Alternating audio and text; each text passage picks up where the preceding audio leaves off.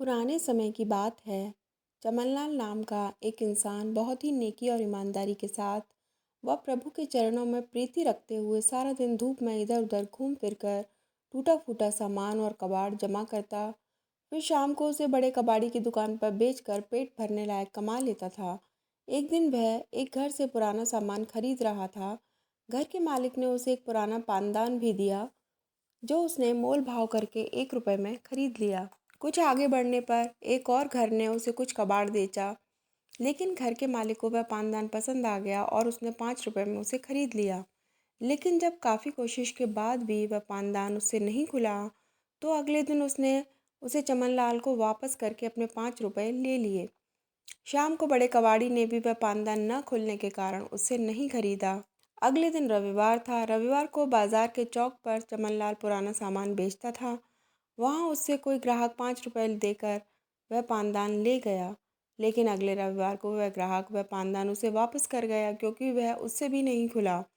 बार बार पानदान उसी के पास पहुँच जाने के कारण चमनलाल को बहुत गुस्सा आया और उसने उसे ज़ोर से ज़मीन पर पटक दे मारा। अब की पानदान खुल गया। पानदान के खुलते ही चमनलाल की आंखें खुली की खुली रह गईं। उसमें से कई छोटे छोटे बहुमूल्य हीरे छिटक कर जमीन पर बिखर गए थे। अगले दिन प्रातः वह उसी घर में गया जहाँ से उसने पानदान खरीदा था। पता चला कि वे लोग मकान बेचकर किसी दूसरे शहर में चले गए हैं। चमनलाल ने उनका पता लगाने की कोशिश भी की, लेकिन नाकामयाब रहा। बाद में चमनलाल उन हीरों को बेचकर संपन्न व्यापारी बन गया और सेठ चमनलाल कहलाने लगा।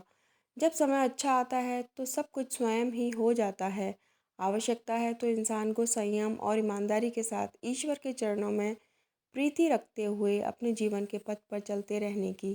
कहीं ऐसा ना हो कि हम दुष्कर्मों से अपने आए हुए भाग्य को नाराज कर वापस लौटा दें। कहा भी गया है कि समय से पहले भाग्य से ज़्यादा किसी को कुछ नहीं मिलता। यही चमनलाल के साथ हुआ। वह तो किसी तरह उस पानदान से छुटकारा पाना चाह रहा था, जो बार बार लौटकर उसी के पास आ जाता था। किस्मत बार बार उसके दरवाजे पर दस्तक दे रही थी, तभी तो वह पानदान उसे कबाड़ी से सेठ बना गया। अगर आपको ये कहानी पसंद आई तो प्लीज़ हमारे चैनल को लाइक और सब्सक्राइब करिए। Thanks for watching.